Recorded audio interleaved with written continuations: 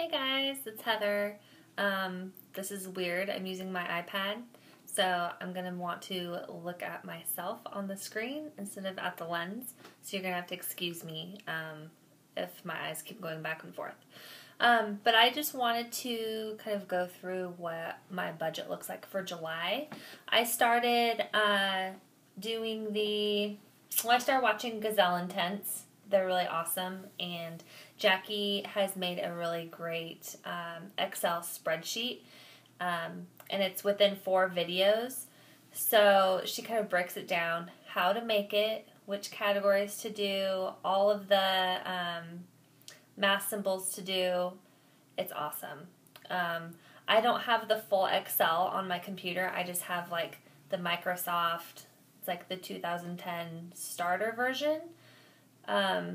And I was able to do everything on her video without really any problems. And this is the first time I've used Excel. So, I mean, it was really easy for someone who didn't know what they were doing in the first place.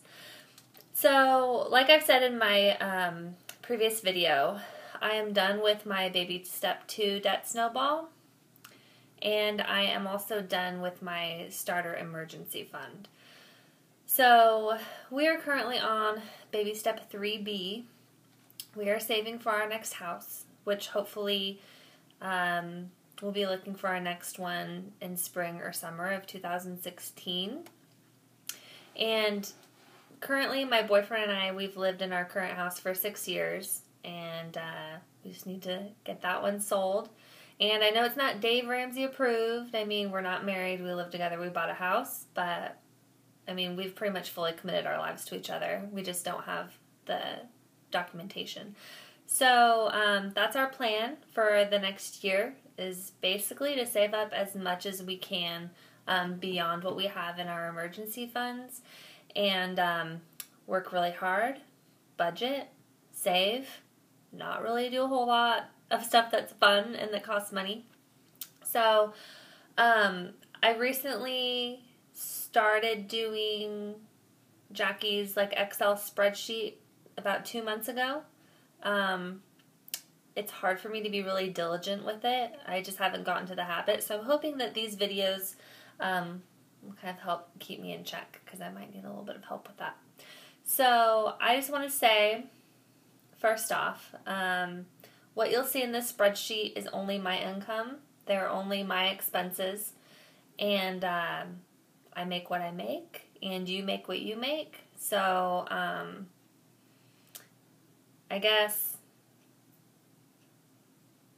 just comparison, try to keep that out. I mean, it just is what it is. So, I'm going to turn you around, and we're going to go over my budget and check it out. So.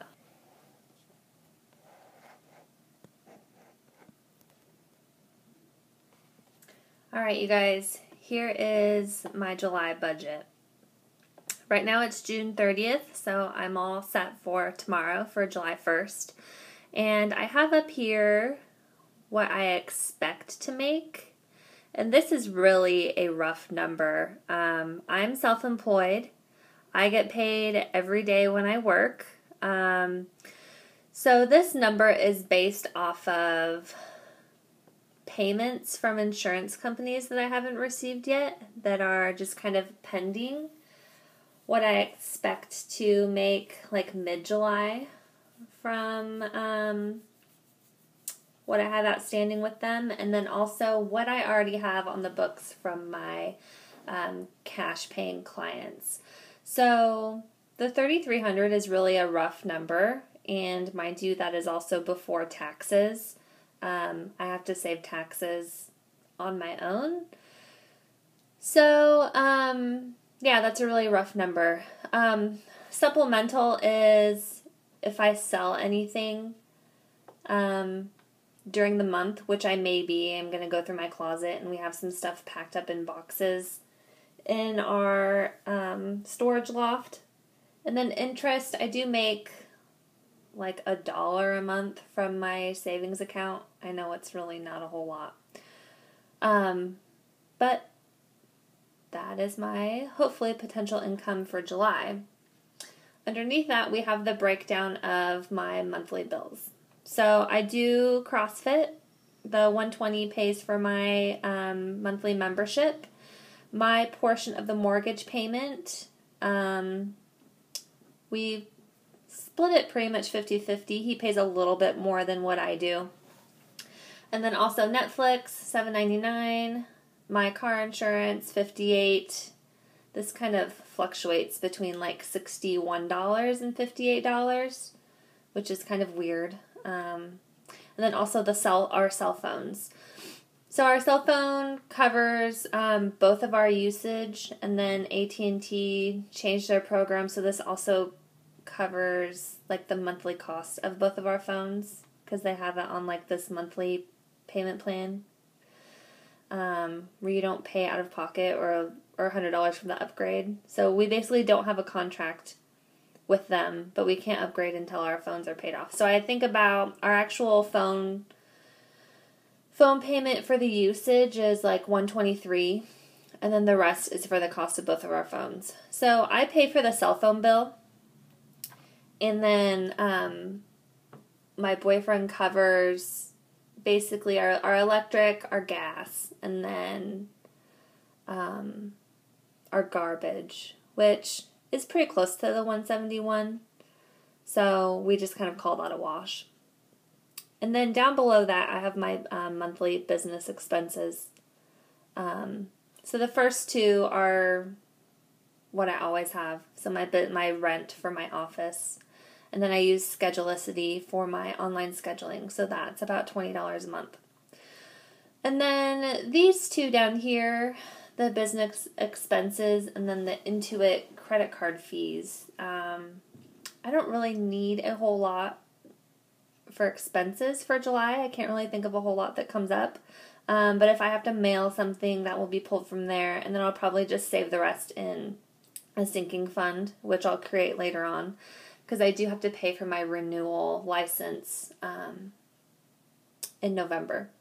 And then the credit card fees are kind of just a ballpark of what my monthly average is. So if I take a payment with a credit card, they will pull like a really small percentage off of that from my bank account to cover it.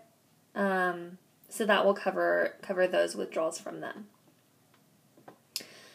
And then regular monthly costs, groceries, gas, personal and household. So the groceries, the thing that usually ends up happening is if we go grocery shopping together for like the week, I eat a lot differently than Wayne does. I eat mostly paleo, plus some dairy. So our grocery bill, I'd say, is a lot higher than the average household of 2 people.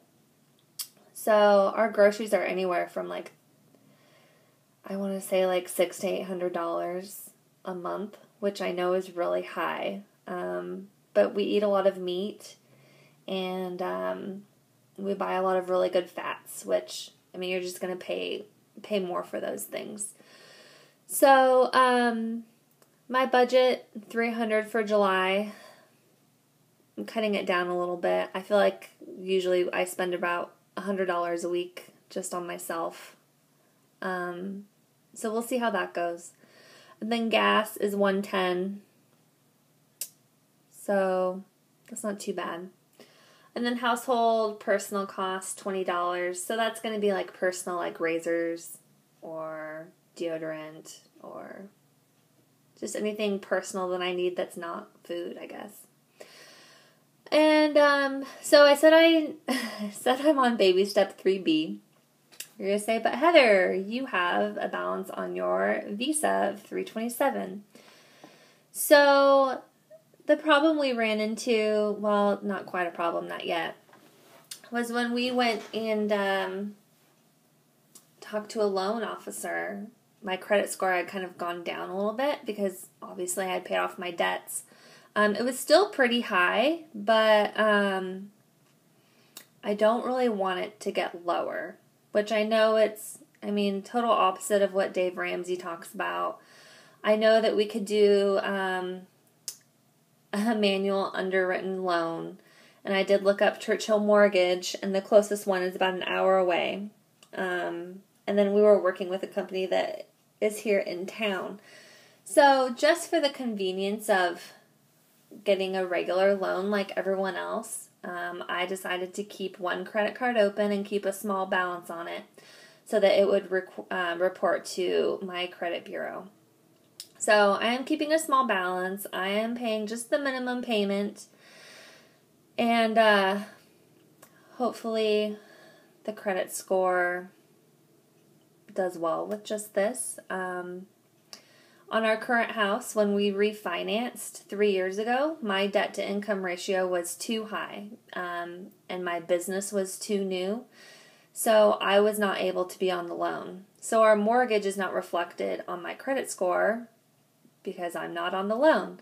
So this is really the only thing that I have to my name for revolving debt that would do credit reporting. So yeah, that's why I have that there.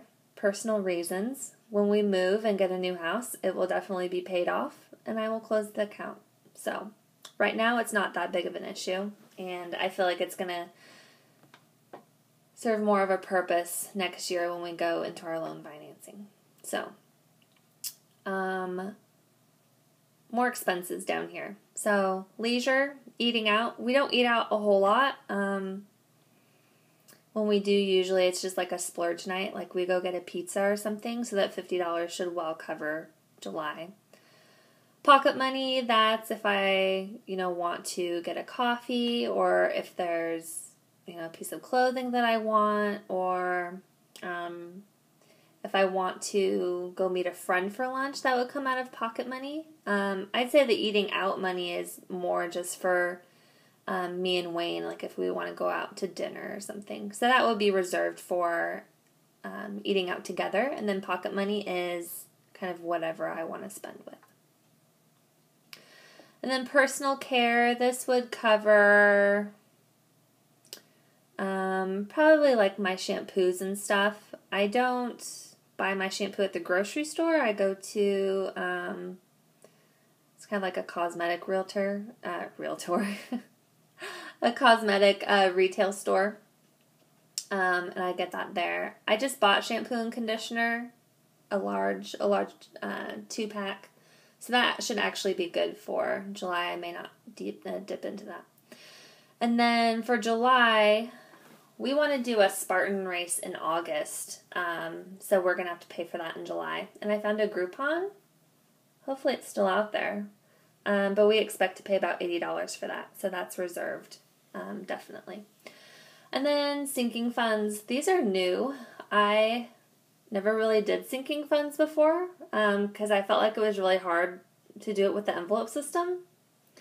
But these sinking funds just go into one savings account that houses my 6-month emergency fund. It also includes my fund towards our new house, plus all of these sinking funds. So I just realized I need to make the balance column up a little bit higher. Leisure right there. So we are going on vacation in October. So this will be the first month of me putting $75 into that sinking fund. So once I fund that, the balance here should show $75, and so on and so on. The car, I currently drive a 98 Honda Civic. It's super classy and super snazzy. And I plan on keeping that car until we find a new house, and then just saving up for a new vehicle. It currently has almost 230,000 miles on it. It runs great. We do regular maintenance to it. So that $50 will just kind of go into a fund for maintenance. But also, there is a small crack in my heater core, which we also experienced with my 94 Honda Civic. So we got a quote on how much it's going to cost to repair that, and it's going to be about $400. And for the cost of the car, usually we kind of split the bill. So that $50 will also go towards that maintenance that we'll probably end up doing in October or November. And then holidays, this will be my first payment towards holidays. Just to have a little bit extra in there. Throw $25 a month in. We don't really go all out for Christmas. We actually hardly ever get each other gifts. And if we do, it's usually under $20. But really, what I really love for holidays, especially Christmas, is buying new decorations. So that fund will probably go towards, just some cute holiday decor and stuff like that. Let's skip this house fund a little bit. Go down to pets. We have to buy food every other month, and it's about $80. And then we usually split that. So that will more than cover it. So we'll just have like a big fund for animals if we have to go to a vet or something. And then business taxes. This will probably change. It's going to depend on how much I make that month. So I just pay my taxes once a year. I don't pay quarterly because I just want to keep my own money as long as I can. So I've estimated that I'm probably going to have to save about $2,500 for the year after I do all of my deductions and stuff like that. So that's kind of what I've forecasted. So this balance is actually a little bit low right now. There should actually be about $1,200 in there. So we're going to beef it up a little bit this summer and this fall. Fall is really a big season for me. I get really, really busy in the fall, and especially in the winter. So that will definitely beef it up because I'll be making more. So this final column that you see down here is what my income is minus my total expenses. And then this is what's left over that's not allocated for expenses. So I could put $1,030 into the new house fund to help balance it out. I want to keep a little bit of a buffer, so we'll just kind of keep that $9 there. So we'll just enter this in. And there we go. So if I were to put $1,030 into this balance, it's going to be $6,320 will be the balance for that we can put towards our new house. So this is just what I have in savings minus my 6-month emergency fund. Wayne has been saving for the past 3 years, so it's kind of comical because my balance is basically going to be used for probably our closing costs, and then his balance will be used primarily for the down payment. So really, if you're comparing what I have for the house and what he has for the house, it's like I have chump change. But really, I mean, $6,000 towards a house, and I got debt-free in October of 2014. I already have my 6-month emergency fund, and then to have an additional $5,000 right now, I mean, that's pretty awesome. It kind of just shows you, I mean, once you get out of debt, the savings happen fast, and it's going to keep you really motivated. And I mean, those numbers are just going to keep building and building and building. So instead of giving your money away every month to creditors and the debt that you have, you get to keep it, and you get to put it in savings, and you get to watch this number grow instead of the number go down. So it's funny because my boyfriend and I were discussing saving money and kind of how we view it. And this number to me, since all of my money gets deposited, this number to me does not feel like it's real. Like, to me, this $5,000, even though it's in my bank account, I don't look at it as real money. Like, it's just a number. This money to me does not exist. It's just I just pretend that it's not there. But I mean, it is real money. I mean, I could go to the bank and get it withdrawed, but it doesn't exist. It's not there. It's not part of monthly spending. And it's just really easy for me to think, if I didn't need to use this money, then, I mean, it's just easier to pretend that it's not real. Because then you're not tempted to steal from it or use something else. So, I hope this budget is helpful for you. I know there's a lot of people who live with their significant others and don't combine finances, and so this is just kind of what it looks like on my end. And I will link to the Gazelle Intense YouTube channel for the tutorial that she has to make these. I believe there's 4 separate ones. They're all about, I think, a half an hour long. So you can check that out and look at their budget and see how she made this really awesome chart. So if you have any questions, leave a comment below and I will be happy to answer them for you. So have a great day.